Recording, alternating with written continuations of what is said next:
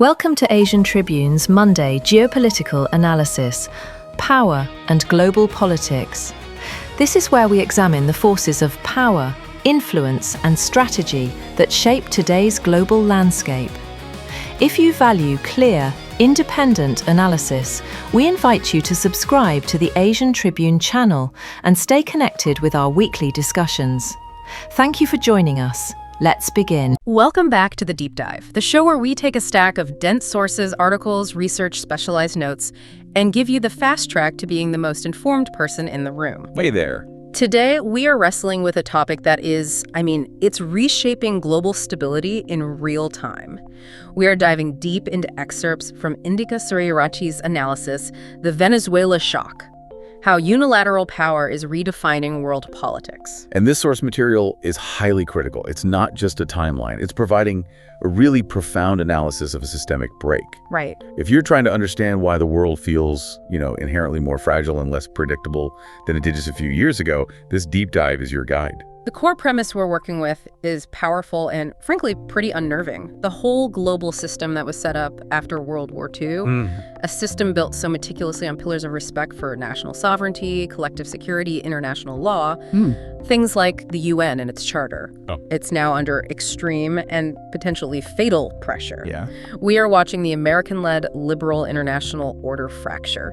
And that post-war structure, it wasn't an accident. It was a very conscious effort to move past the kind of raw power politics and national self-interest that led to two global conflicts. Exactly. It codified rules like the non-use of force, territorial integrity, and these were designed to protect all states, not just the big ones. Right. To protect the large and the small, and to compel great powers to prioritize cooperation over conflict. And the challenge now? The challenge now is that those norms appear to be failing when they're faced with the strategic interests of these powerful states. Precisely. So our mission today is to unpack the defining event that, according to our source material, illustrates this pressure point better than any other: the dramatic surprise U.S. military operation in Venezuela in early January 2026. Right.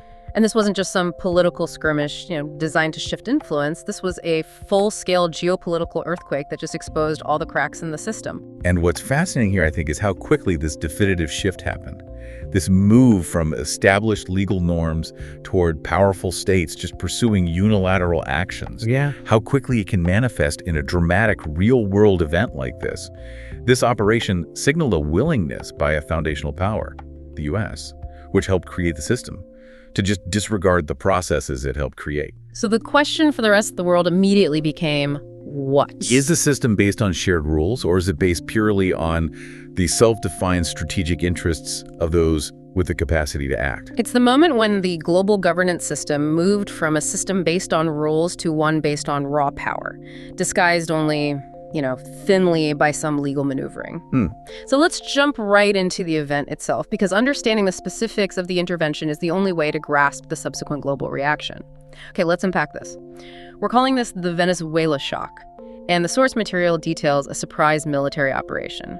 It was conducted by the U.S. military in early January 2026. And this wasn't a prolonged campaign. It was swift, it was surgical, and it was absolutely decisive. It was undeniably targeted. The objective was highly specific. The operation was executed with incredible precision, and it culminated in the capture of former President Nicolás Maduro and his wife. Right. And the speed and the success of that mission, it immediately created two things at once: a political vacuum in Caracas, and at the same time, this massive legal and geopolitical crisis on the world stage. Yeah, a huge crisis. And I think we need to put this in context for you, the listener. We are talking about the physical capture of a sitting, recognized head of state. Right. And it doesn't matter how illegitimate many people viewed his regime. This was done on sovereign soil, carried out by the military of another nation. And that's an action that carries immense historical baggage. It links back to some of the most controversial interventions of the 20th century. Absolutely. Which is why the administration's framing was so crucial. They chose their language with extreme care. They absolutely refused to call it an invasion or an overthrow. So what did they call it? Instead, they presented the action as a law enforcement mission. A law enforcement mission. Exactly. This framing was explicitly tied to existing specific narco-trafficking indictments against Maduro and several of his associates, indictments that had been filed years prior by the U.S. Department of Justice. Okay, that detail is critical. So the administration was essentially saying, we aren't overthrowing a government. No. We are executing a highly sensitive arrest warrant against a criminal. Yes. And following the capture, they immediately announced plans to oversee a safe and orderly transition of power in Venezuela. The legal gymnastics involved in that framing are just staggering. They are. And publications like the Washington Post, which are referenced in the analysis, suggest this distinction, law enforcement versus intervention, was an immediate red flag for legal scholars all over the world. I bet. The administration tried to leverage a domestic legal process, the power of a U.S. criminal indictment, to justify military action abroad. And in doing so, they just sidestepped all the international legal requirements for the use of force. Completely bypassed them. So the deeper assessment in the source material really emphasizes that this operation was not just a narrow anti-drug raid, despite the legal cover. No. It resembled a full-scale intervention into the internal politics of a sovereign state. Exactly. The function of the action was regime change, regardless of the stated intent. And we have to ask why this specific framing was so revolutionary. Okay. The U.S. has long used sanctions, diplomatic pressure, targeted financial measures to deal with foreign criminals. The difference here is the introduction of military force into that process. Right. The standard U.S. practice for dealing with an indicted foreign leader is what? You either wait for them to travel to a third country, or you seek formal extradition. Precisely. This operation entirely disregarded both of those precedents. And the capture achieved instantly what years of sanctions and diplomatic isolation had completely failed to do. That's the key. So this disconnect, this gap between the stated reason, which is law enforcement against drug cartels, and the functional effect, military regime change, that's the core takeaway for the listener. That is the essential feature of the Venezuela shock. And the initial impact reflects this complexity. You see this huge contrast between the domestic reaction and the global one. Domestically, within the United States, the move got strong support from certain political groups. They viewed it as a decisive, strong action. It was fulfilling a long-standing promise to hold authoritarian figures accountable, especially those linked to criminal enterprises that they said were threatening U.S. borders. But globally? Globally, the response was immediate and fierce outrage, as noted in the source material from places like AP News. And understanding this contrast is key to the entire deep dive. The legal justification was thin, it was derived from a domestic indictment. Right. But the action was decisive and effective at achieving a strategic goal. It's the difference between the stated reason and the radical effect on global norms that is the heart of what fractured the global order. And it forced the world to ask, if this is considered law enforcement, what military action isn't? Yeah, where's the line anymore? The problem for international law is that if you accept the argument that an unadjudicated domestic indictment justifies a unilateral cross-border military action against a foreign head of state, well, you have essentially sanctioned a new, incredibly dangerous justification for war. Right. And that question, what isn't a law enforcement mission under this new doctrine, is precisely what led directly to this massive global condemnation. So if the U.S. administration was hoping that this complicated law enforcement legal shield would somehow temper the reaction, they were gravely mistaken. Yeah, that did not work. The international reaction was swift, and it was overwhelmingly critical. And we're not talking about just a handful of the usual rivals. No, not at all. The source material lists major global powers and regional neighbors all condemning the act. And the breadth of that condemnation is maybe the most telling aspect of the initial fallout. You see key Western allies, like France, joining major geopolitical rivals, China and Russia, in their critique. You also see regional powers like Iran and, crucially, regional neighbors like Mexico, alongside, as the source says, others across multiple continents. So this isn't just an East-West thing. This is a global consensus that a line was crossed. A fundamental legal line. Yeah. And the poor complaint, according to the source material, was rooted in the foundational document of global stability, the United Nations Charter. Right. These nations openly condemned the strikes as a direct violation of that charter, specifically the prohibition on the use of force. Okay, so let's get into the specifics here, because for a deep dive, just saying it violated the UN Charter isn't quite enough. We need to know which part and why it matters so much. Absolutely. The centerpiece of modern international law is Article 2, Section 4 of the UN Charter.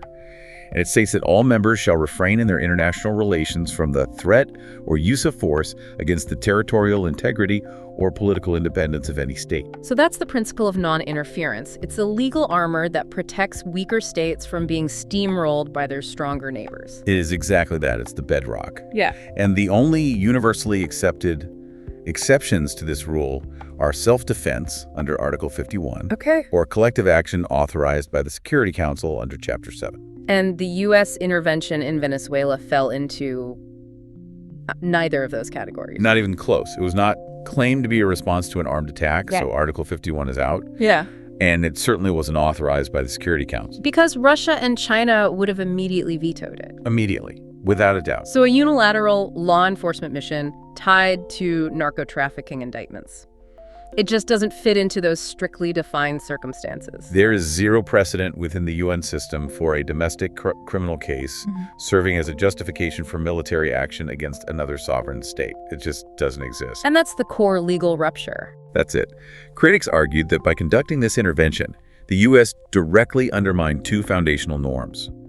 First, the fundamental respect for the territorial integrity and political independence of a state, the principle of sovereignty. Right. This is the bedrock idea that what happens within a country's borders, politically, is primarily their own business and it's not subject to external military coercion. Okay, that's the first norm.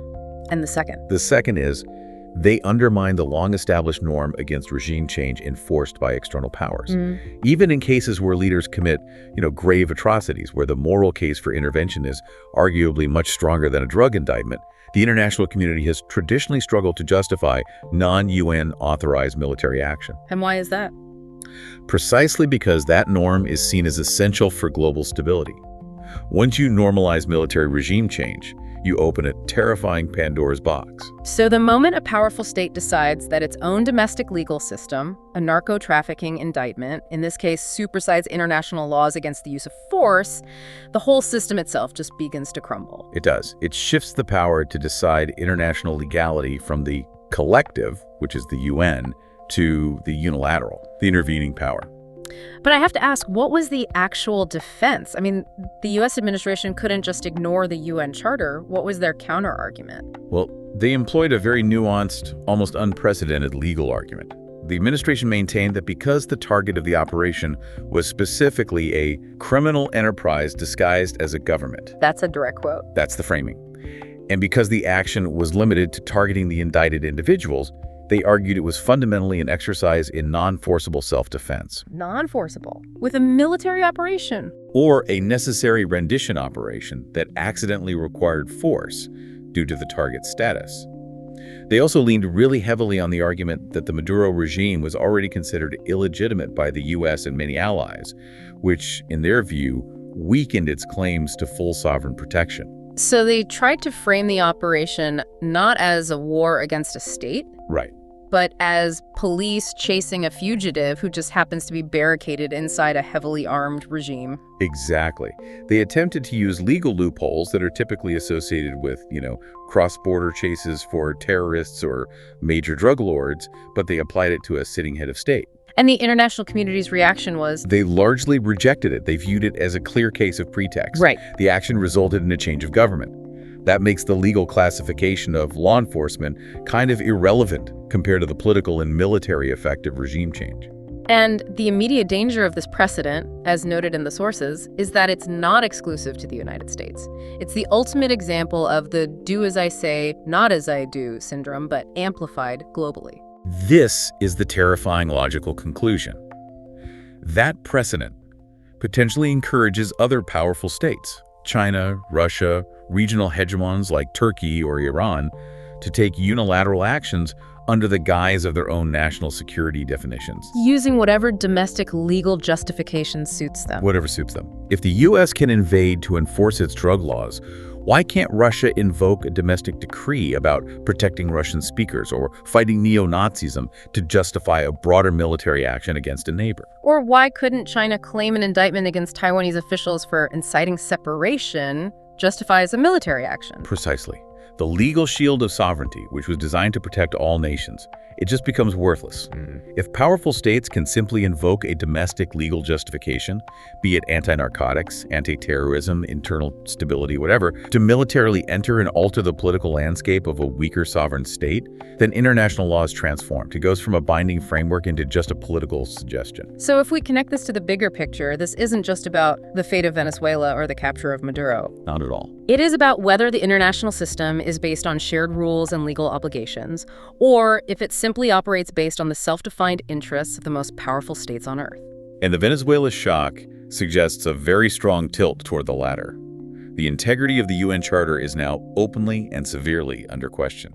And that foundational document was meant to prevent a return to that chaotic pre-World War II power politics where might just made right. Yes, and now that chaos appears to be making a structured return, masked only momentarily by this law enforcement label. The consequences ripple far beyond legal theory. They lead directly into major shifts in global power dynamics. Okay, so shifting gears a bit now.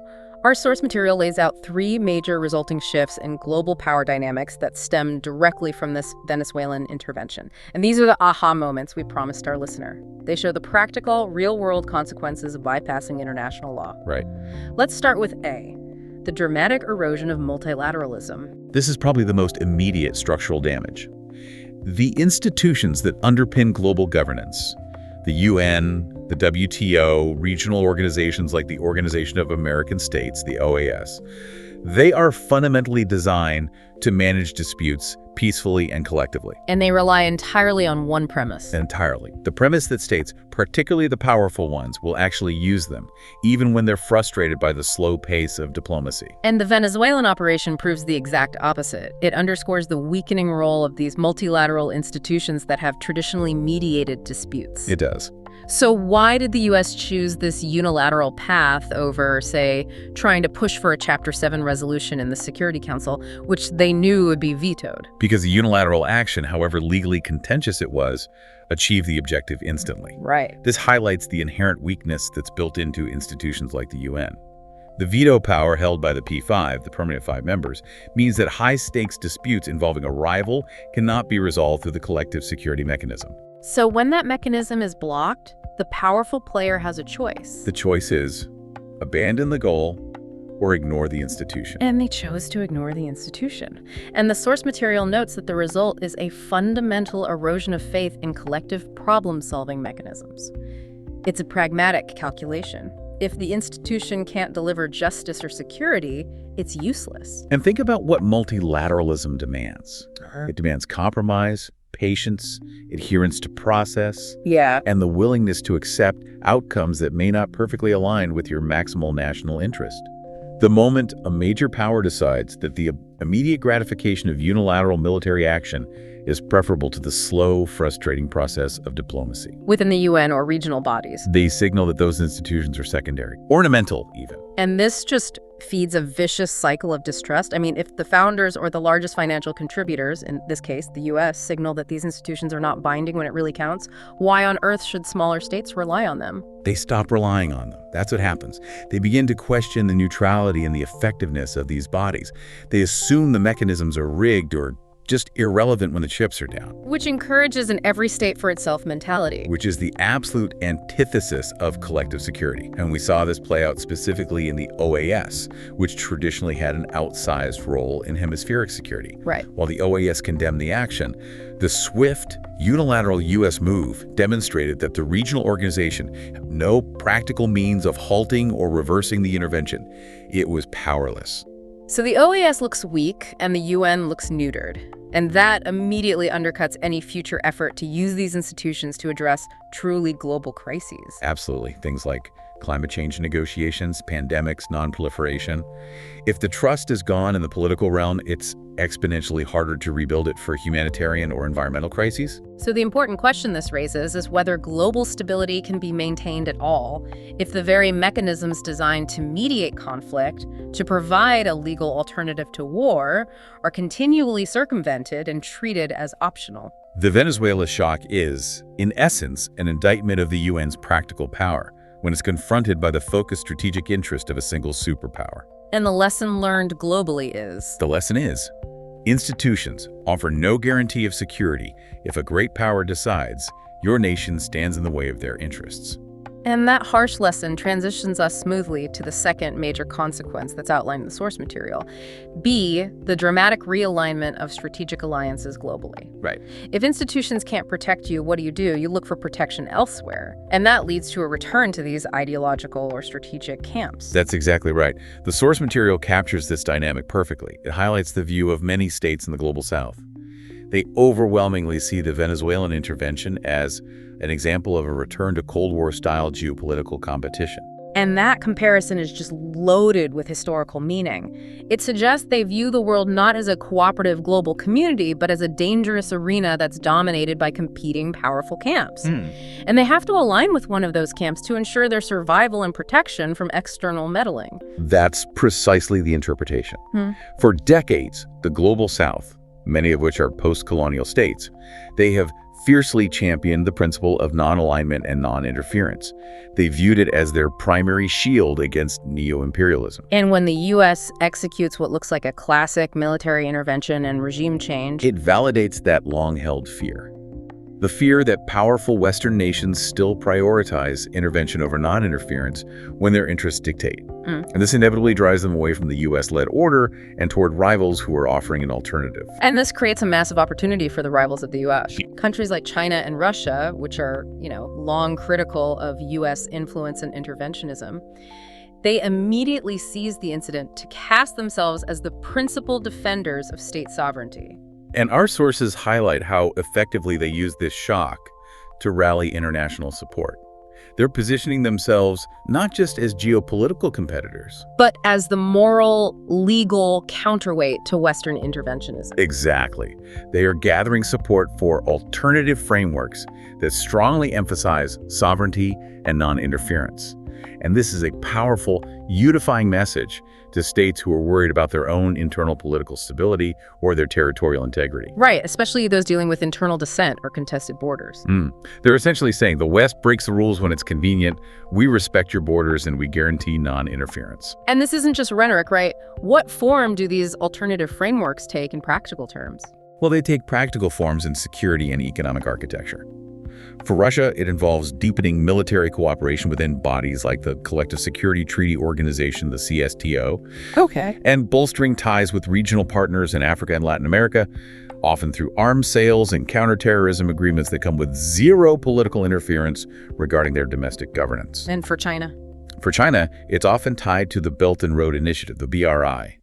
While that's primarily economic, the BRI is increasingly backed by security components. It's offering infrastructure financing without the political conditionality or the governance requirements typically imposed by Western institutions like the IMF or the World Bank. So alignment isn't about shared values like democracy anymore. No. It's transaction, and it's centered purely on transactional security. You get protection from external military meddling in exchange for economic or political loyalty. That is the structural consequence of the Venezuela shock. It accelerated the fragmentation of the global political map into these defined spheres of influence.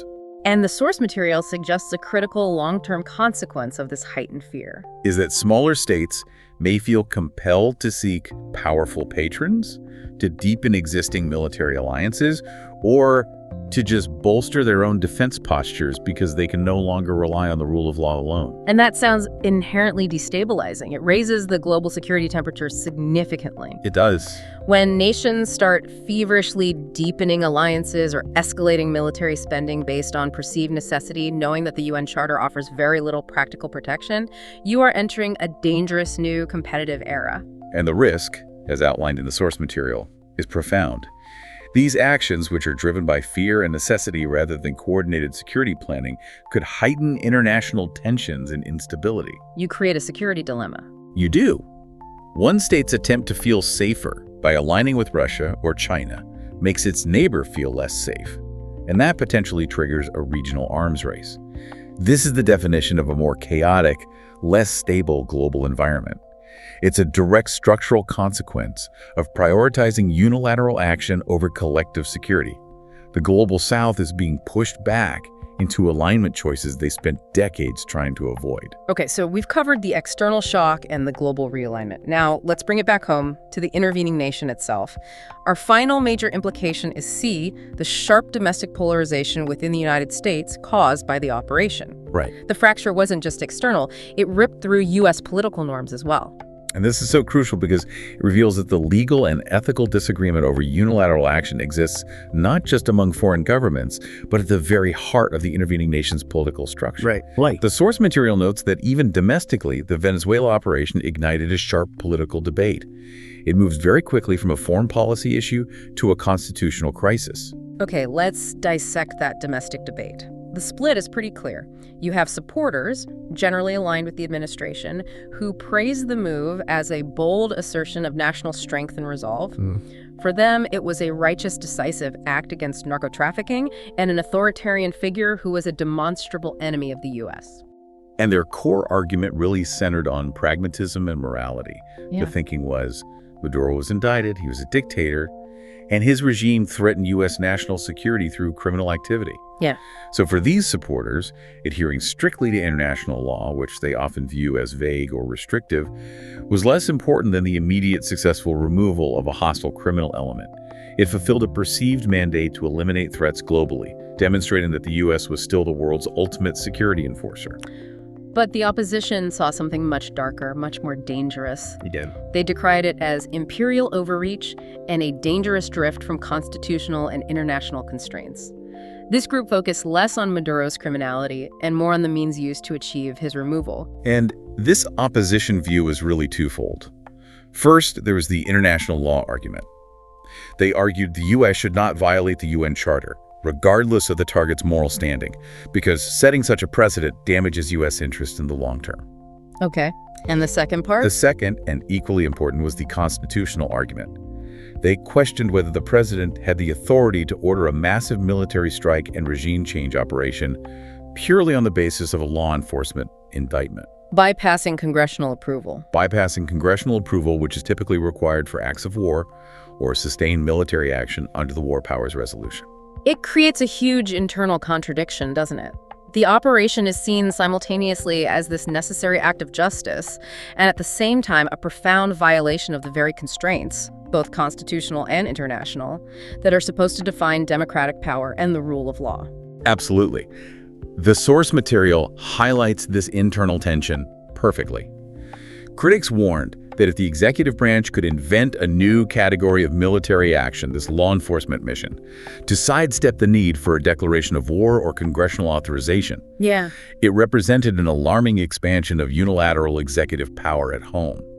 It meant that the president could effectively commit acts of war against sovereign nations using a justification rooted purely in the U.S. criminal code. And that's a fundamentally important point for you, the listener, to grasp. The debate isn't just about Venezuela. It is about the limits of presidential power itself. That's right. An administration that decides the UN Charter is just a suggestion might also decide that congressional oversight is just a suggestion. And the domestic debate showcases a fundamental disagreement over the source and definition of American power. Is it power wielded within a legal checks and balances framework? Yeah. Or is it power wielded simply because the state has the capacity and the self-defined moral justification to do so? Yeah. The polarization ignited by this operation demonstrates that the fundamental disagreement over unilateral action exists not just among foreign governments, but at the structural core of the intervening nation's political system. So what does this all mean in synthesis?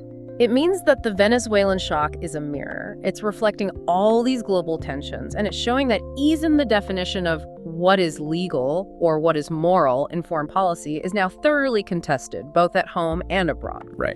It signals that a state of constant, low-level legal and normative conflict is the new international reality. And that reality has tangible consequences for everyone. Businesses relying on stable international markets, diplomats negotiating treaties, security planners attempting to predict the next flashpoint, they now have to operate under the assumption that the bedrock legal framework, the UN Charter, is no longer reliably enforced or respected by all the major players. And that makes long-term predictability extremely difficult. Okay, so to synthesize everything we've covered, the Venezuelan operation in early 2026 is far more than a historical footnote about a single regime change. Much more. It symbolizes a rapidly growing fracture in the global order. We are definitively moving away from the American-led, multinational cooperative framework that largely defined the late 20th century.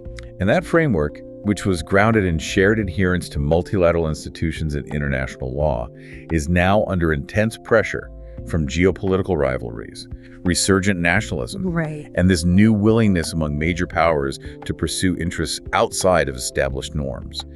The U.S. action served as a catalyst. It validated the anti-Western narratives promoted by China and Russia, and it forced the Global South to reassess its entire security strategy. And the stakes, as detailed in the source material, are just enormous. At stake is not just one government's fate, but the future of international law, the relevance of multilateral institutions, and the norms that have governed relations for decades. And these norms are the unwritten rules, like non-interference, that have arguably prevented great power clashes since 1945. And the new reality is that the world is shifting toward a place where great powers increasingly act based on self-defined interests rather than collective agreement. A return to a much more chaotic, less predictable form of global politics. Exactly, where localized conflicts carry a higher risk of drawing in competing great powers. The foundational assumptions about how the world works are changing, and the Venezuelan operation is the proof point that the change is already upon us. So the challenge for the listener, whether you're a policymaker, a business leader, or simply an engaged citizen, is realizing that stability can no longer be assumed to be a byproduct of some collective legal consensus. No. Stability must now be actively navigated in an environment of competing self-interests, where the rules are fluid and determined primarily by capacity. Precisely. The challenge for policymakers and citizens alike is finding new ways to maintain global stability, justice, and peace. When the previous mechanisms, the UN Charter, the rule of law, have been so visibly tested and, arguably, sidelined by the system's primary architect. How do you reestablish equilibrium and international cooperation when the most powerful player demonstrates it can act outside the rulebook and use its own domestic laws as military justification? That is the open question defining the next few decades of international relations and security planning. The world watched Venezuela, and the consequences are only just beginning to unfold. And that leads us to our final provocative thought for you to consider. If intervention based on a domestic indictment, this law enforcement mission, becomes the normalized, internationally accepted justification for action against sovereign states, how quickly will the definition of a law enforcement mission expand? If drug indictments justify military operations today, what about political crimes tomorrow? Say, economic espionage, intellectual property theft, or political corruption, will those justify military action? And crucially, what happens when powerful states like Russia or China adopt the very same tactic, weaponizing their own domestic criminal codes to justify military action against their neighbors? Does this new legal framing, which was intended to bypass the UN, simply pave the way for a universally accepted rationale for perpetual intervention? A deeply troubling thought indeed. Thank you for joining us for this crucial deep dive into the fracture of the global order. Until next time.